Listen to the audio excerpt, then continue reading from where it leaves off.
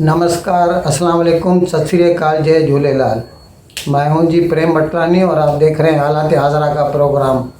हकीकत ये है, इब्तदा में आपसे दरख्वास्त है चैनल ज़रूर सब्सक्राइब करें। नाज़रीन, पाकिस्तान में कोर्टें हों, एस्टेब्लिशमेंट हो, सब लोग आम तौर पर जो वक्त की हुकूमत है उसी की लाइन टो करते हैं।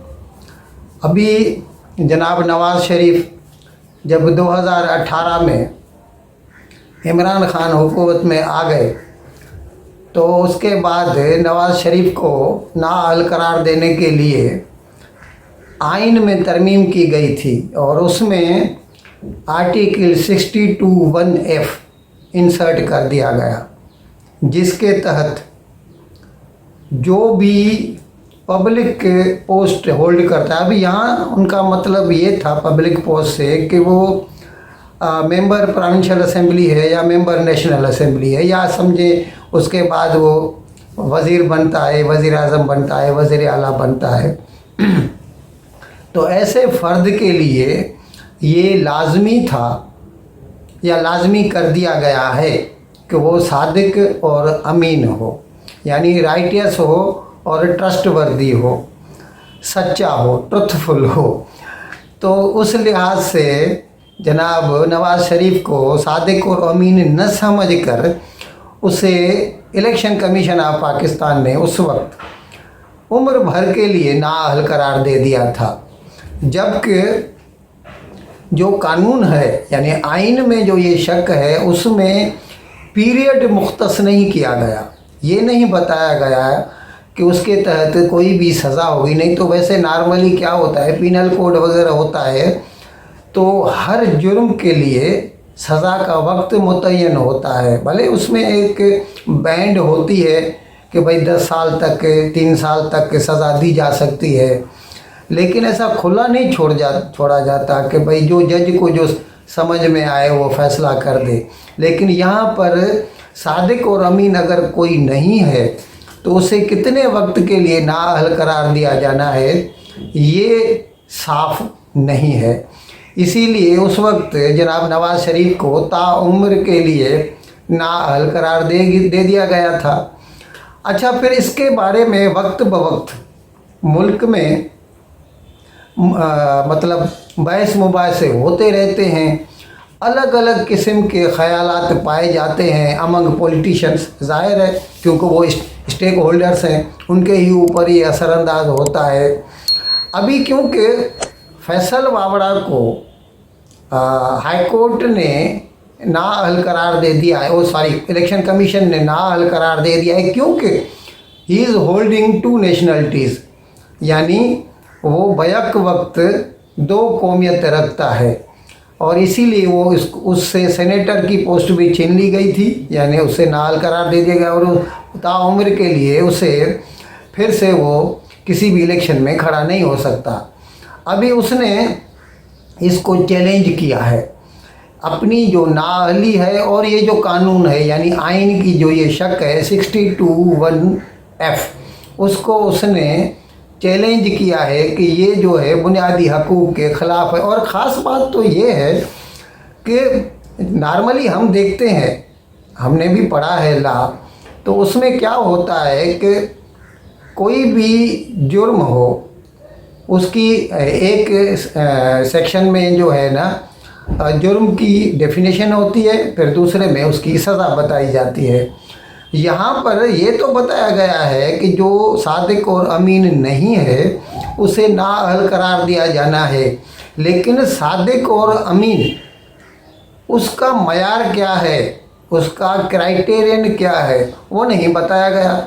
अब जब कोई चीज़ क्लेरिफाई नहीं की जाएगी तो फिर वो जो प्रिजाइडिंग ऑफिसर होता है, जैसा यहाँ पर इलेक्शन कमीशन का चेयरमैन हो गया, मतलब चीफ इलेक्शन कमिश्नर हो गया, तो उसकी मर्ज़ी है, वो किसी को भी बोल दे ये सादिक और अमीन नहीं है। तो इसको चैलेंज किया है फैसल वावड़ा ने, ये कानून को ही चैलेंज किया है और अपनी जो उसकी जो नाअहली करार दिया जाना है उसको भी उसने चैलेंज किया है।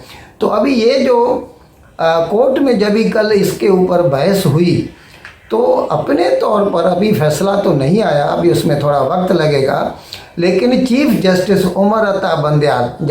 उमर अता बंदयाल ने अपने तौर पर ये कहा कि ये जो कानून है ये ड्रैकोनियन है, यानी हम उर्दू में कह सकते हैं कि ये एक काला कानून है।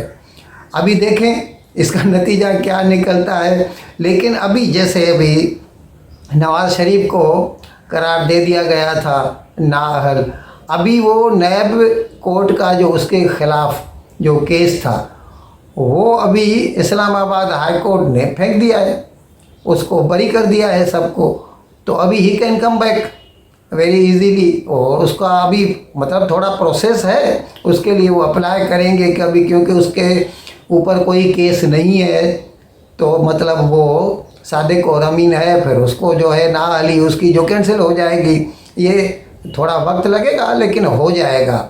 तो अभी उसके लिए जो है वो नवाज़ शरीफ अब कहते हैं, ये इमरान खान तो ये कहते हैं कि ये सब कुछ जो है ना एक किस्म का NRO 2 है, यानी जैसे पहले इसाक डार के लिए किया गया, नैब का कानून उठा के फेंक दिया गया, उसके ख़िलाफ़ जो परपेचुअल अरेस्ट का वारंट था, अभी नवाज़ शरीफ ये मरियम नवाज़ के पीछे और उनके जो खावंद हैं कैप्टन सफदर, उनके लिए भी वो कैंसिल कर दिया गया।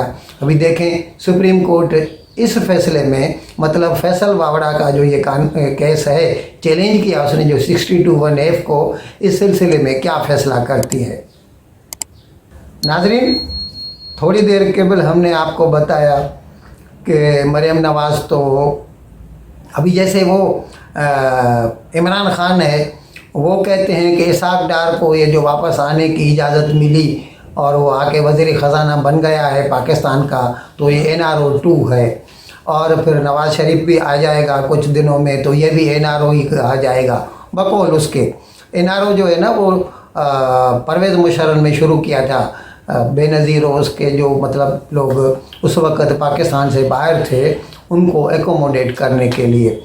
तो अभी मरियम नवाज़ क्या कहती है, अब जैसे ये कहता है कि ये NRO 2 है, तो मरियम नवाज़ फिर इसके बदले में कहती है कि ये जो इमरान खान अभी कुछ रोज़ केवल चीफ ऑफ आर्मी स्टाफ से सदर मानी ऐवान सदर में मिला था, वो आरिफ अलवी जो पाकिस्तान के सदर हैं और PTI से ताल्लुक़ रखते हैं, उन्होंने ये मीटिंग का एहतमाम किया था। और उसमें उनकी क्या बातें हुई इसके बारे में जब ही इमरान खान से प्रेस वालों ने पूछा तो उसने न तो उसकी तस्दीक की और न ही तरदीद की। यहाँ तक उन्होंने कह दिया कि ये जो सियासत है या सियासतदान हैं वो उनको चाहिए कि हमेशा नेगोशिएट करते रहें, बातचीत करते रहें, यानी डायलॉग का रास्ता कभी भी बंद नहीं होना चाहिए। अभी वो इसका मतलब है कि चीफ ऑफ आर्मी स्टाफ से भी वो सियासत पे ही बात कर रहे थे। तो मरियम नवाज़ का ये कहना है कि इन्होंने जो ये मुलाकात रखवाई और chief of army staff general Qamar Javed Bajwa से मिले थे, तो ये भी अपना NRO लेना चाहते हैं, इसीलिए तो उनसे मिले थे। अब खुदा बेहतर जानता है कि पर्दे के पीछे क्या बातें हुई, लेकिन मरियम नवाज़ का यही कहना है। अच्छा, फिर मरियम नवाज़ का ये जो अभी जनाब इमरान खान को इस्लामाबाद हाई कोर्ट ने तौहीन अदालत केस से बरी कर दिया, और हकीकत में तो वो जो एडिशनल एडवोकेट जनरल है जनाब रहमान, उन्होंने तो सीधा सीधा कह दिया था कि ये जो एफिडेविट दिया है इमरान खान ने, it is not an unconditional apiology, यानी गैर मशरूत माफ़ीनामा नहीं है ये। बावजूद इसके इस्लामाबाद हाई कोर्ट ने उसको माफ़ कर दिया और उसको इस केस से बरी कर दिया। हकीकत में तो इस्लामाबाद हाई कोर्ट ने इमरान खान को शुरू से इसमें फेवर किया था। पहले उसने जो जवाब दिया उसको बोला गया कि तुम्हारा जवाब गैर तसली बख्श है, दूसरी पेशी पर दूसरा जवाब देना, ये हम रद्द कर देते हैं। फिर दूसरी पेशी पर जवाब दिया तो उसको भी रद्द कर दिया और बोले कि हम फ़र्द जुर्म आयद करेंगे तुम्हारे ऊपर। और जब ये फ़र्द जुर्म की तलवार उसके ऊपर लटकने लगी चार्जशीट की, तो फिर वो दौड़ा दौड़ा गया ज़ेबा चौधरी के कोर्ट में अपने लोगों के साथ। और उधर ये तो इत्तेफाक ज़ेबा चौधरी मोहतरमा नहीं थी उस वक़्त अपनी कोर्ट में, तो उसके रीडर से मिला और उसको बोला कि अगर आपको मतलब मोहतरमा से कह देना कि अगर आपको बुरा लगा है मेरा जो कुछ मैंने कहा जलसे में, तो मैं उसके लिए माफ़ी चाहता हूँ। वैसे ज़ुबानी तौर पर उसने तो ऐसे ही कहा है, लेकिन उसने जो एफिडेविट दिया है ना उसमें ऐसा अनकंडीशनल अपॉलॉजी नहीं है। लेकिन खैर उसने जो ज़ुबानी तौर पर कहा उसको बेस बनाकर या उसको ग्राउंड बनाकर इस्लामाबाद हाई कोर्ट ने जनाब इमरान खान को उस केस से भी बरी कर दिया। तो अभी मरियम नवाज़ का ये कहना है कि ये जो अपनी मुलाकातें बढ़ा रहा है chief of army staff general Qamar Javed Bajwa से, तो इसको भी NRO ही चाहिए। और खुदा बेहतर जानता है पर्दे के पीछे क्या बातें होती हैं। इन अल्फाज के साथ मैं आज का प्रोग्राम ख़त्म करने की आपसे इजाज़त चाहता हूँ, लेकिन विदाई लेने से पहले आपसे एक मरतबा फिर दरख्वास्त है कि जिस किसी साहब या साहिबा ने हमारा चैनल सब्सक्राइब नहीं किया, अज़रा करम इसको जल्द से जल्द सब्सक्राइब करें, प्रोग्राम को लाइक करें, शेयर करें और घंटी का बटन दबाना न भूलें। बहुत बहुत शुक्रिया। खुदा हाफ़िज़।